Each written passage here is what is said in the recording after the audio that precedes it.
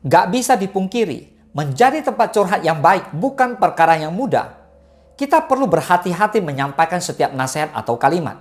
Tentunya, agar sesuatu yang kita sampaikan tersebut bisa membuat perasaan orang lain lebih tenang dan gak menyinggung. Namun pernah gak sih ketika kamu sudah berusaha mendengarkan dan memusatkan pikiran untuk memberikan saran, namun nasihat kamu malah gak didengarkan? Tentunya gak mengenakan ya. Namun, jangan berkecil hati atau sebaliknya menyalahkan mereka sebab mungkin ada hal kecil yang luput dari perhatian kamu. Berikut, ada 5 hal yang tanpa sadar bikin nasihat kamu diabaikan saat curhat. Let's talk about it.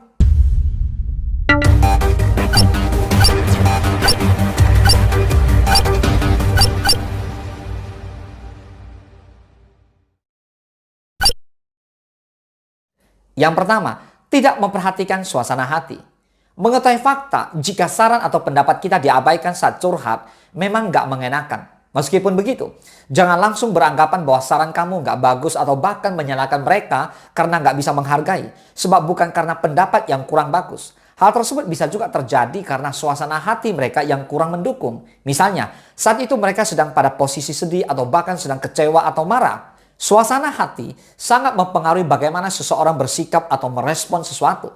Maka dari itu, sebelum memulai pembicaraan, pastikan suasana hati mereka sedang baik. Kalau belum, kamu bisa mengajak mereka jalan-jalan atau menghibur dengan aktivitas tertentu. Jika tidak begitu, tunggu waktu yang tepat hingga dia benar-benar siap untuk bercerita dan mendengarkan. Yang kedua, terlalu banyak memberikan instruksi. Bukan hanya karena suasana hati, bisa jadi nasihat kamu diabaikan saat curhat karena tidak memberikan respons yang tepat. Salah satunya karena memberikan instruksi yang terlalu banyak. Misalnya, dengan mengucapkan kalimat seperti, kamu harus segera move on, atau kamu seharusnya melakukan hal-hal ini. Padahal, sekuat apapun seseorang ketika sedang down, maka akan sulit mencerna setiap instruksi secara langsung. Lagi pula, instruksi yang terlalu banyak malah akan membuat mereka bingung yang akhirnya mereka tidak melakukan apapun.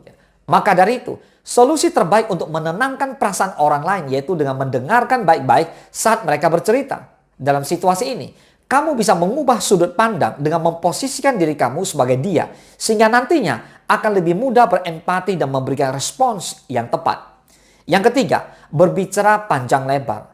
Masih berkaitan dengan poin sebelumnya, memberikan nasihat panjang lebar saat teman curhat malah nggak efektif.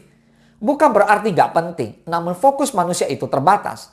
Mereka akan mudah kehilangan fokus ketika mendengar hal-hal yang terlalu banyak.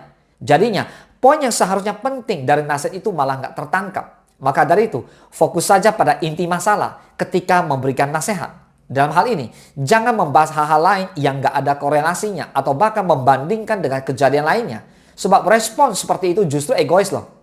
Lagi pula, gak semua masalah sebenarnya perlu nasihat. Maksudnya, bisa jadi teman kamu hanya butuh didengar tanpa ceramah macam-macam. Namun kalau memang mereka membutuhkan nasihat, berikan respons yang baik dengan memahami perasaannya. Yang keempat, terlalu banyak berbicara dengan memberikan sudut pandang diri sendiri. Tanpa disadari, terlalu banyak bicara tentang aku atau membicarakan diri sendiri juga bikin nasihat kamu diabaikan. Misalnya, kamu mengucapkan kalimat seperti ini. Masih mending kamu, aku malah mengalami hal lebih buruk. Padahal pengalaman dan pemikiran setiap orang berbeda-beda. Maksudnya, setiap orang memiliki kapasitas dan kemampuan masing-masing dalam menerima sebuah permasalahan. Yang mana kalau kita melihat dari sudut pandang sendiri, tentunya salah. Maka dari itu, kita perlu belajar berempati. Sekali lagi, setiap orang memiliki batasan kemampuan masing-masing yang kita sendiri nggak tahu. Jadi dibanding menghakimi, lebih baik kita membantu mereka untuk memvalidasi emosi tersebut. Kalau sudah tenang, ucapkan kalimat atau nasihat yang lebih menghargainya. Yang kelima, menggunakan bahasa yang gak disukai atau kasar. Nyatanya, penggunaan bahasa juga sangat berpengaruh dalam pembicaraan loh. Apalagi ketika membahas hal serius seperti memberikan saran atau nasihat. Penggunaan bahasa yang bagi kita biasa saja, bisa jadi bagi orang lain kasar atau menyindir. Misalnya, kamu berbicara dengan dialek tertentu yang gak biasa ia dengarkan. Atau berbicara dengan nada tinggi. Meskipun kamu gak berniat negatif, bisa jadi akan menyebabkan kesalahpahaman. Maka dari itu, memperhatikan penggunaan bahasa sangat penting ya. Nah, biar gak menyinggung pertama-tama kamu harus terbuka mengenai gaya bicara yang sering kamu gunakan. Selain itu, akan lebih baik jika kamu membedakan antara penggunaan kalimat dalam konteks biasa dan yang sifatnya serius, sehingga lawan bicara kamu juga akan lebih nyaman saat berkomunikasi. Meskipun tampak sederhana, menjadi pendengar dan penasehat yang baik akan masalah seseorang bukan perkara mudah. Sebab salah-salah bisa menimbulkan dampak yang buruk. Maka dari itu, jadilah seseorang yang gak hanya membantu menyelesaikan masalah seseorang, namun juga mampu memahami perasaan dan suasana hati mereka ya.